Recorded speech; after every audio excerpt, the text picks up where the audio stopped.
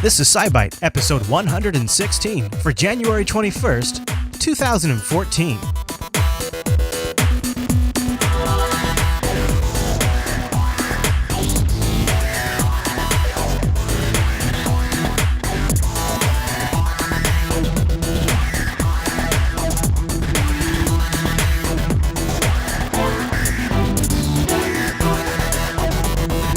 Hi everyone, and welcome to SciByte, Jupiter Broadcasting's weekly science podcast, live on a Tuesday and fresh on a Wednesday over at jupiterbroadcasting.com. My name is Chris, and joining us every single week is our host, Heather. Hey there, Heather. Hey there, Chris. Hey, Heather. Happy science to you. Happy science. So, what are we going to talk about today?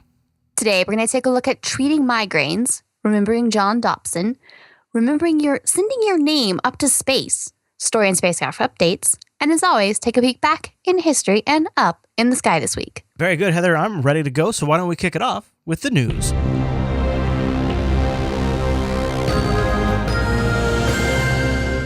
Okay, Heather, where are we going to start tonight?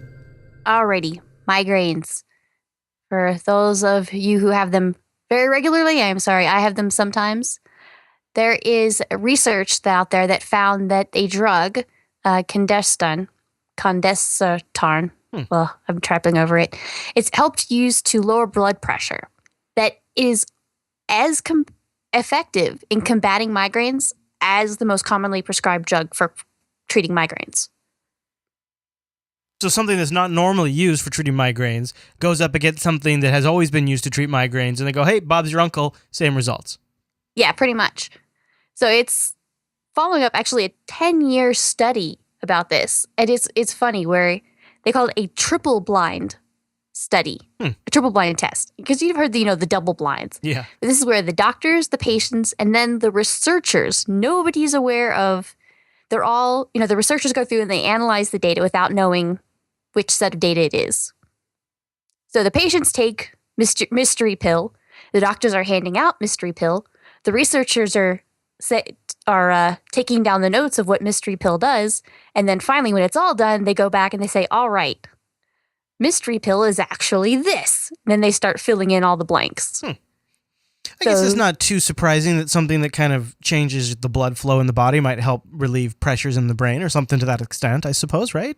Yeah, I mean, it does make sense because some of it is about, the blood vessels and the pressure and things like that. Yeah. So they had 72 people. These are people who had migraines at least twice a month. So it was, placebo or candesterone, which is this new drug that they're looking at. Candesterone. And then, yes, propranolol. Oh, man, these names. Yeah, this is great. It's the most commonly drug for migraines. So they kind of did all three and said, all right, well, let's see what happens for 12 weeks. And then a break in the middle of 4 weeks without anything. And then start it up again. So you can kind of see, here's what the drugs are doing, stop it, see what the brain does while you're off of it, and then start it back up and see what happens. Now, 20% of the people that were suffering migraine attacks felt better even when they were on the placebo. But this test actually saw that the candesterone worked. It did for another 20 to 30% of migraine patients. It helped cut them out or reduce them. So just as actually was 16 milligrams of this blood pressure medication was working the same as 160 of the normal migraine medication. So it was roughly the same results for much less dosage. That seems like a pretty good thing because, like we've talked about in the past, when these things are pre-approved, like they've already been in circulation for years now, it makes the path to wider adoption a lot easier. Yeah. And then it's just getting the approval for the switch over to a different, prescribing reason. Yeah. But all the front heavy loading has already been done. Mm-hmm. All right. Well, any other notes on that story? Not just, I like every time there is a step forward in stopping migraines. Oh, boy. Yeah, no kidding. All right, well then, Let's take a quick break right here. I got something really fun. It's a SciByte exclusive. Just announcing it right now for the first time. We're doing a really cool sticker giveaway competition for the faux show. Not a competition, it's an award show. There's really no competition to it. All you have to do is, if you would like a free Jupiter Broadcasting sticker, because we have the new logo in black or white, which is awesome, and we want to celebrate by giving it out to the fans of the network, and we'd like also for you to give us a picture of wherever you put it, and then that will work its way into a future faux show award show. So we will have a link in the show notes, because it's a long Google Docs URL. I can't really give it out on air, but if you go to the show notes, we'll have a link towards the top of the show notes. You just put your IRC nick in there, or another handle that you've used in the community, your mailing address, and then which type of logo you want, black or white, depending on where you're putting it. And then just say, yes, I promise to send a picture to Angela as soon as I put it up, because we want to do this episode of the faux show in a few days. And then we're going to just kind of show people's stickers off, and it's a way for you to get a free sticker. And we just thought it'd be kind of a fun thing. People get to see where you put it. It's going to be kind of a fun thing. So go over to SciByte 116's show notes and look for the faux show sticker awards link, and you can fill out your address if you would like a free Jupiter Broadcasting sticker, and then just choose white or black. And you'll probably see it show up on our new Instagram feed over at instagram.com/Jupiter Broadcasting. Right now we're posting pictures of folks who got the new Jupiter Broadcasting swag, and we'll be hanging up pictures of these in the new studio when we move in. Lots of cool pictures, some well-known faces on there as well. So you can find pictures of those, and you'll probably see pictures of your stickers on there as well over at instagram.com/Jupiter Broadcasting. So pretty cool. A way to get a free Jupiter Broadcasting sticker. I mean, we figured new logo, might as well get some stickers, and then we got a whole bunch of stickers. So then we were like, well, let's give them away to people. We'll also have some stickers whenever we do on-location things like Linux Fest Northwest, but we don't do those too often. All right, Heather. Well, that's it. Stickers. There you go. And you can find a link to that in the show notes. And with that filed, that means it's time for the News Bite.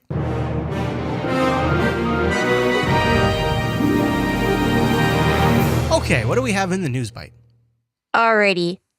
Slightly a bit of a downer on this one. This is sort of a section for remembering John Dobson. He passed away this last week. He's most notable for being promoter for a design for large, portable, low-cost telescopes. These are the telescopes that you probably are used to seeing out if you've ever, been somewhere where it's just like a cardboard tube and it has a little rotating base. And it's really the most likely one that you're going to have as an amateur astronomer if you have a larger one. I have an 8-inch back where my parents are, and that was that type of telescope. And it really sort of brought the price point down enough so that amateur astronomers could get these larger telescopes. And it's so much easier to set them up than equatorial. Within equatorial, it's tripod, and you have to aim it at the right, north point. And there's a lot of setup with these little Dobsons. You just kind of plop it down at a flat piece of ground, and that's it. And then you point it where you want to go. And so it was really, and he just kind of did it. He's like, I want to go out there and show the stars to the random people on the street, which he did. He did sidewalk astronomers. San Francisco, he'd go out onto the sidewalks and just kind of plop these telescopes down and just sort of aim it to whatever people could see. And that's what he did. He just wanted something simple that he could make. And it was funny. He's like, no, I don't think I'm all that awesome for making this up. I really don't think I'm all that smart. But so it really brought that into perspective. And I met the guy years ago. He signed my telescope. I actually got him too. But it's one of those really? things where, that's awesome. Oh, yeah. Yeah. I've seen pictures of him signing other people's telescopes. But yeah, his was the first signature on my telescope, amongst many others. I never even thought about getting a telescope signed, but it actually makes sense. Yeah. My mom thought it was funny too, but it was the only thing I would have with me at these events. Yeah, that's true. Like, I'm going to forget a notepad. I'm not forgetting my telescope. Nope. Wow. But he was a really cool guy. He brought, like I said, he brought a lot of amateur astronomy to the sidewalks, to the people, and kind of let people in amateur astronomy get a hands-on grip of larger telescopes and making it so much easier. Yeah. Well, it's men like him and women like him that a lot of us going forward don't really appreciate are responsible for sort of a lot of it's the saying standing on the shoulders of giants. It seems so cliche, but it's really so true in the case of people like John Dobson, where he sort of made it more accessible to a whole new generation. And generation isn't almost the right word, but a whole new class of astronomer in a sense. Yeah. And it's one of those things. Now everybody will stand on that shoulder that he created. There. Yeah, it's sort of niche knowledge almost. Yeah, exactly. That this specific type of telescope, allowed and brought this forth, and that there was actually one guy who just randomly did it. Yeah. Yeah, exactly. That's exactly much better stated, Heather. All right. Any other thoughts on that? No, not today. All right. Well, then let's prepare ourselves because it is time for the 2-Byte News.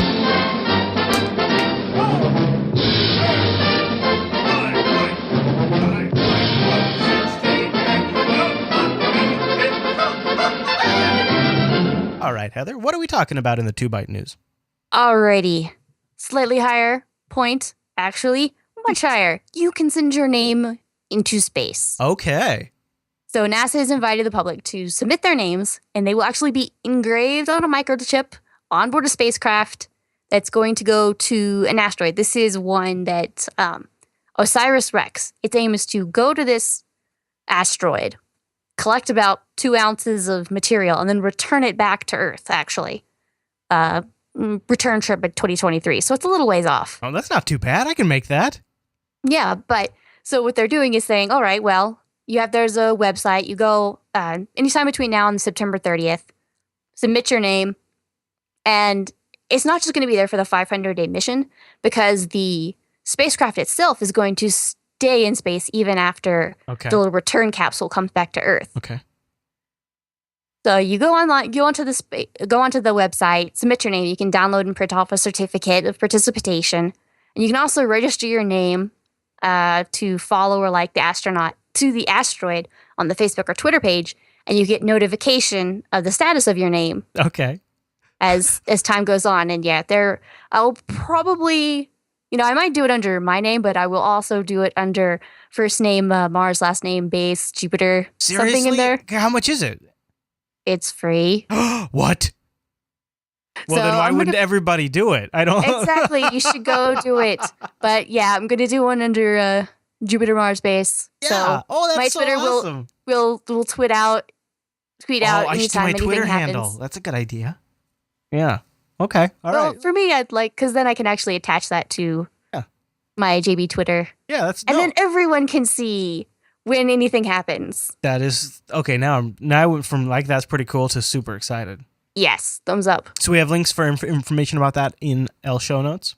Yep, links for information. Links straight to the page where you can enter in your name. All right. Well, I believe we have some updates. Correct? Yes, we do.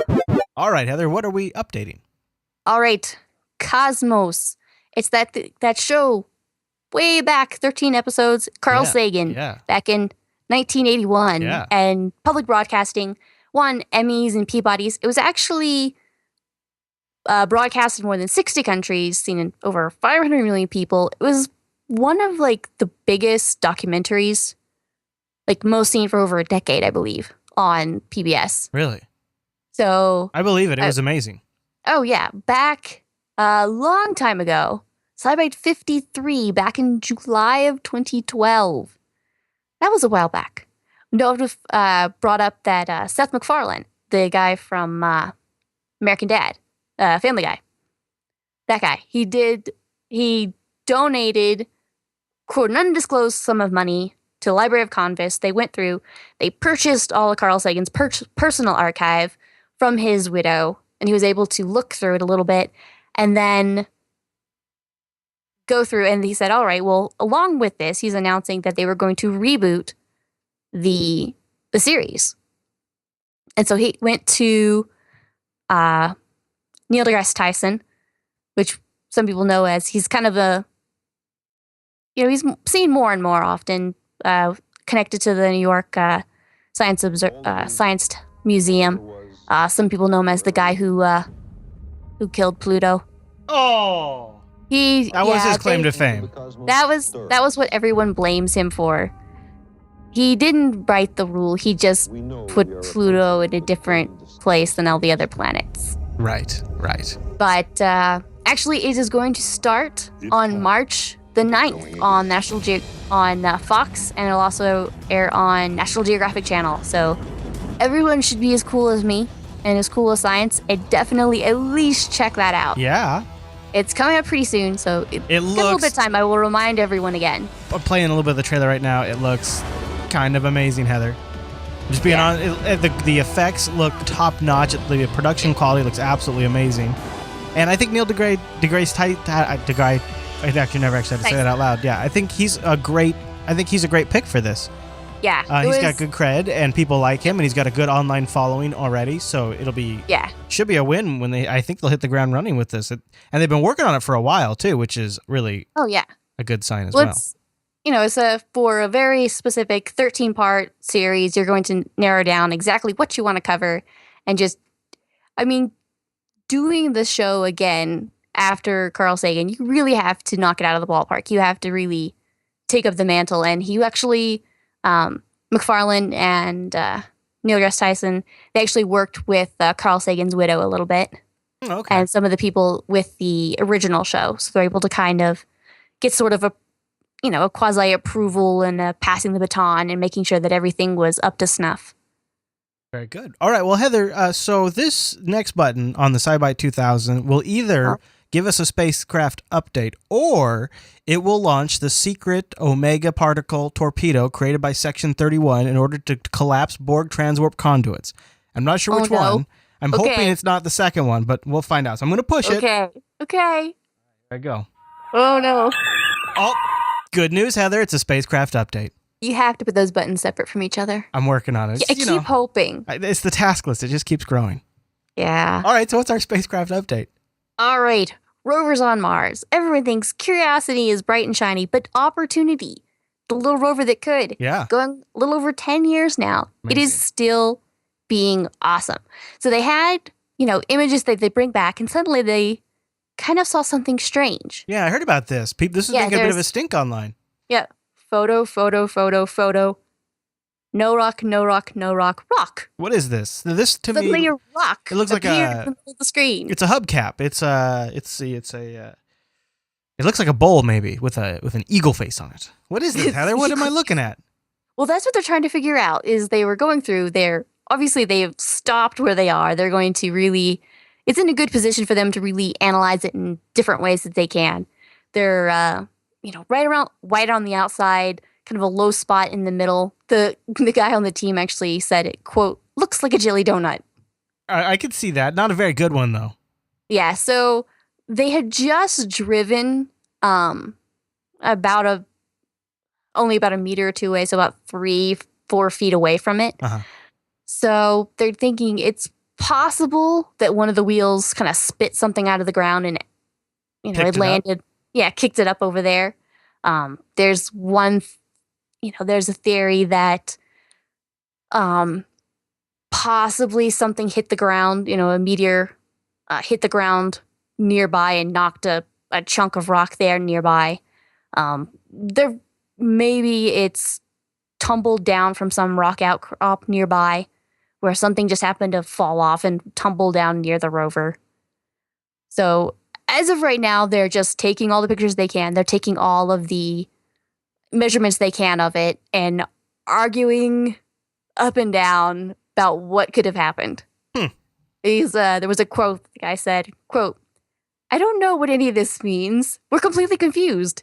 Everybody on the team is arguing and fighting. We're having a wonderful time. I bet they are having a good time. So that's funny because, we're like, this is weird. This is awesome. Right. We must discuss this. Yeah. Now let's all have vigorous debates on what this could possibly mean. Yes. But yes, I think the funniest conspiracy that I saw was, somebody throwing rocks. It's like, oh man, we missed it. I like to believe that it was an alien that dropped its jelly donut. I think that's a good theory. Oh no. That's a good one. Now you did briefly mention Pluto. The best little planet there is. But we have an update on Pluto, too? We do. There is the New Horizons spacecraft. It has been launched, heading towards Pluto for a while now. It's scheduled for closest approach for July of next year, July 2015, when it's going to fly about 10,000 kilometers over the surface, which it sounds kind of strange, but if it flew over Earth at the same altitude, it could see individual buildings in their shapes. So you're saying it has a super high resolution camera? It's going to be fairly high resolution. It's going to fly pretty close. Now, it is going to zoom by it at very, very fast speeds. Okay. So we're going to have to kind of see what's going on with that. So we might get a few blurry pictures, is what you're saying? No. They've got it set up so that they're going to... You have it set up so that you're taking a picture and you're rotating the satellite at a specific rate to kind of make up for that.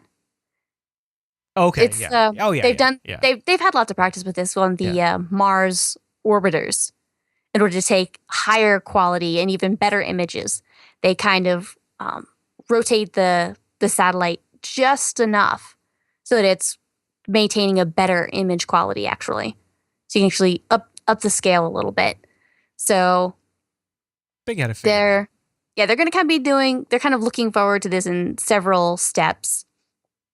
In July of next year, there'll be, a stage one of a whole bunch of pictures, and that'll kind of help them pinpoint exactly where it is. They won't be entirely sure of its exact location until they get there. It's a fuzzy location until they get close enough. Yeah. Because it's so far out there. Yeah. Well, that is putting it mildly. It really is. Yes. Yeah.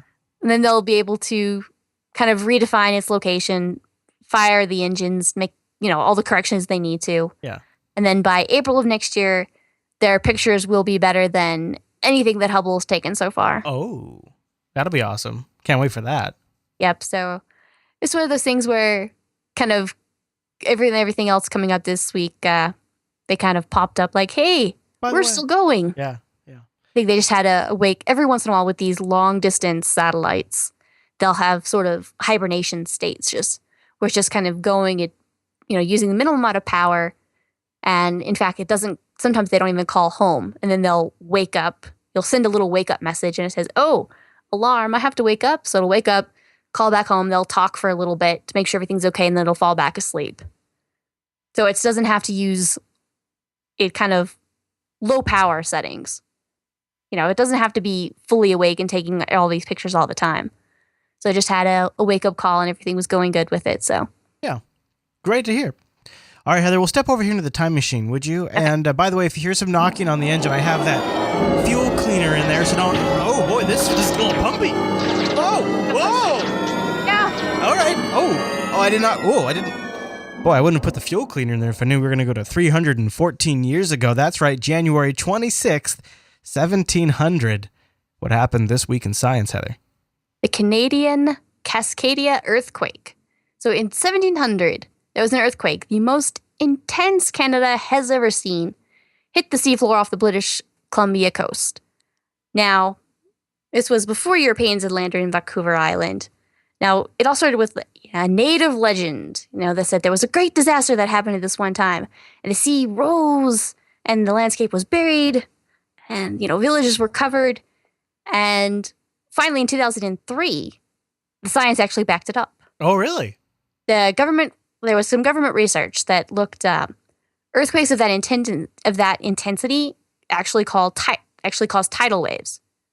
And so looking back, they actually saw Japanese history, because that kind of wave would propagate all the way to Japan.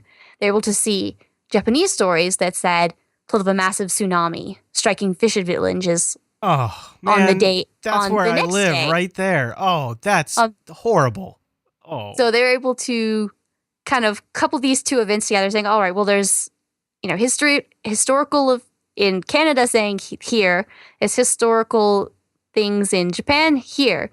So they're able to combine all that and look at the geological evidence and say, "All right," and in fact, they could go through and estimate the level of earthquake. They actually estimated that it was a level 9. Oh. So very, very strong. But it's funny because you go back and you see all these, historical stories and like, hey, this was a really bad storm and there was a giant wave that happened here. And you go back and you're like, oh, now science says, yes, we know exactly when that happened. Yeah. Giant new star in the sky. You can identify that by going back and saying, hey, there's a supernova there. Well, that's true. I've grown up my whole life hearing that we are overdue in this cycle for the big one here in the Puget Sound area. And you see that map that you have linked in the show notes, and my area gets devastated if we have another big one. So that's scary, Heather. All right, well, let me recalibrate the SciByte 2000. That way we can look up into the sky this week.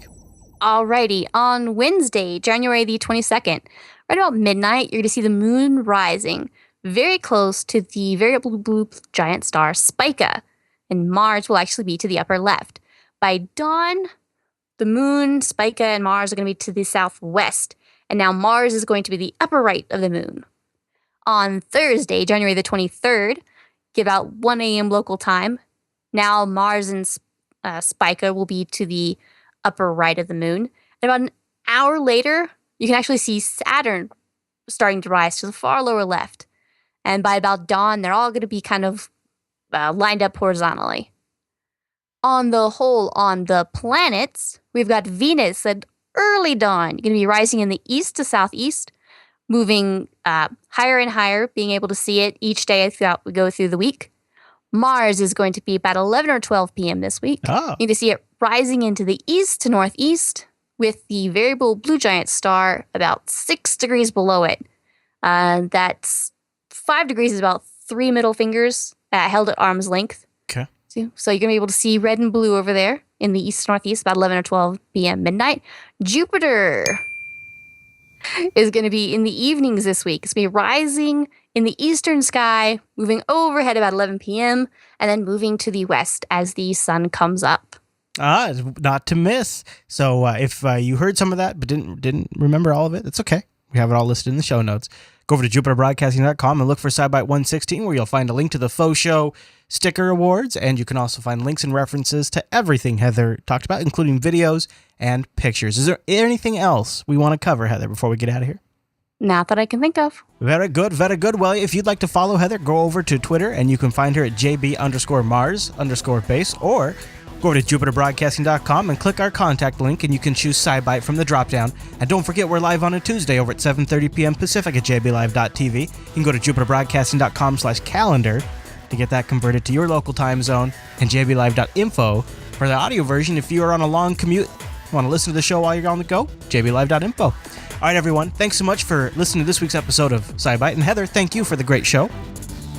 And thank you. Thank you. And thank you, everyone, for tuning in this week. We'll see you right back here next week.